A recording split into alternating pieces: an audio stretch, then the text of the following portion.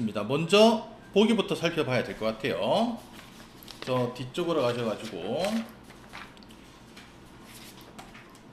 21번 보겠습니다.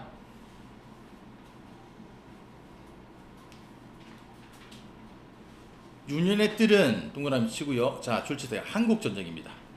한국전쟁으로 인해 가부장이 부재하는 상황에서 갈등을 겪는 한 가족의 모습을 그리고 있다.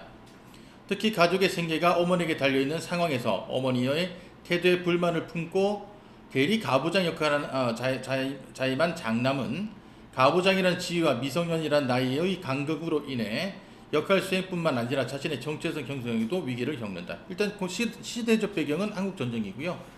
그 다음에 이 가부장의 역할에 관해서 장남은 어떤 느낌을 가지고 어떻게 보면 또 정신적으로 성숙하는 과정이 되기 때문에 성장 소설로 봐도 될 것 같습니다.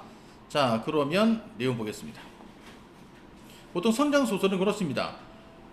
성장해 가면서 어떤 상황에서 시련과 갈등을 겪고 그것을 극복해내는 과정에서 정신적으로 성장을 한다. 이런 내용이 되거든요. 자, 보겠습니다.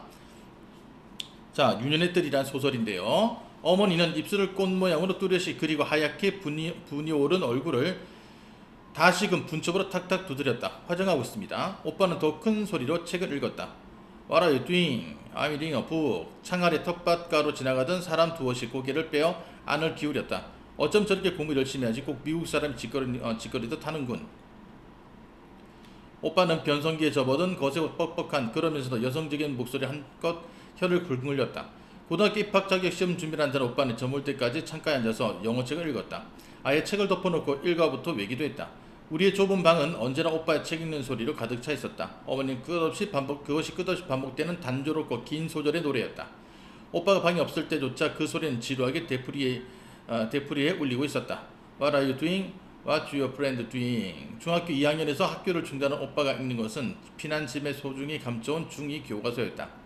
읍에 야간 중학교가 생기자 어머니는 말했다. 온 식구가 한대짬을 자는 한이 있어도 학교를 보내마.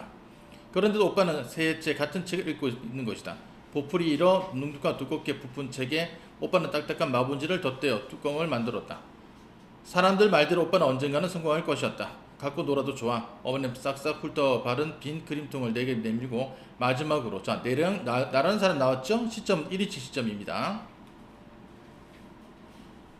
아까 오빠라는 호칭을 통해서 이미 눈치를 채셨을 거예요. 그죠? 시점은 1인칭 작품적인 서술자. 마지막으로 입술 곁에 날카롭게 미인점을 찍은 뒤 일어나 거울에 옷맵시를 비춰보았다. 다녀오마. 어머니는 저고리 소매에 손수건을 살짝 찔러넣고 꽃가지라도 꺾거든양 한들한들 걸어 나갔다. 어머니가 나가자마자 오빠는 탁 책을 덮고 용티를 마듯이 기지를 키며 웃옷을 벗어던졌다. 황급히 들어와 숨을 가다듬고 자는 체 하노라면 한 발 늦게 돌아온 오빠는 사천왕처럼 문에 버티어서서 냄새라도 맡을 듯 코를 벌리며 말했다. 또 나갔었지. 언니는 도무지 못 알아듣는 신용을 하며 잠에 취한 소리로 우물쭈물 대답했다. 아니야, 내가 언제 어쨌다고 그래. 언니의 대꾸는 가냘프고 자신이 없었다. 밤에 쏟아지지 마라. 가만 안 둘 테야. 오빠는 그러고도 못 참고 미숨 찍은 눈길로 언니를 바라보았다. 잠들었던 동생이 때마침 약하게 칭얼대기 시작했다. 벽을 보고 누웠던 할머니가 동생 쪽으로 돌아 누우며 가슴팍을 풀어 빈젖을 물렸다. 오빠는 신을 벗을 염도 없이 문을 짚고 선 채 방 안을 들여다보고 있었다. 언니는 가쁜 숨을 죽이고 자는 체하고 있었지만 나는 오빠가 언니를 보고 있는 것이 아니라 기실 비어있는 어머니 잠자리를 더듬고 있음을 알았다. 나는 오빠가 또 언니를 때릴 거라고 생각했다. 지금 저렇게 묵묵히 있는 것도 아마 트집을 잡을 국내의 골몰한 탓일 것이다. 보면 어떻습니까? 중심 인물을 보니까 오빠죠. 그리고 나는 관찰자입니다. 그러다 보니까 이니진 관찰자의 한계가 이렇게 중심 인물의 심리를 정확히 파악을 못해요. 이렇게 추측하는 겁니다. 어머니가 돌아오지 않는 밤이면 오빠는 언니를 때렸고 할머니는 말릴 염도 없이 동생을 업고 나갈 개울가를 서성거렸다. 오빠의 매질은 무서웠다. 오빠는 작은 폭군이었다. 아버지가 떠난 이래 오빠는 은연중에 가장의 위치로 부상했고 더욱이 어머니가 읍내 밥집에 나가게 되면서부터 그리고 수상쩍은 외박으로 우리에게서 비켜서고 있음을 시사하자 오빠는 암암리에 대행 가장의 위치를 수락하였음을 공공연히 자행되는 매질로 나타내었다. 아까 보니까 어머니가 화장도 하고 또 외박도 한다 보니까 조금 윤리적이 못한 일을 하고 있는 것 같아요. 자, 오빠는 자신이 가장임을 지나치게 의식하고 있어 언제나 침울하고 긴장으로 부자연스럽게 굳어 있었다. 그 긴장으로 억눌려 자라지 못하는 욕망, 자라지 못하는 슬픔, 분노 따위는 엉뚱한 잔인성이나 폭력의 형태로 나타났다. 이게 뭡니까? 바로 성장기에 어떤 혼란이 온 겁니다. 가장의 책임을 맡으면서 때문에 한없이 크고 당대해 보이는 체구에도 불구하고 오빠는 때로 내게 어린애처럼 연약해 보이고 불투명하게 애매해 보이기도 했다.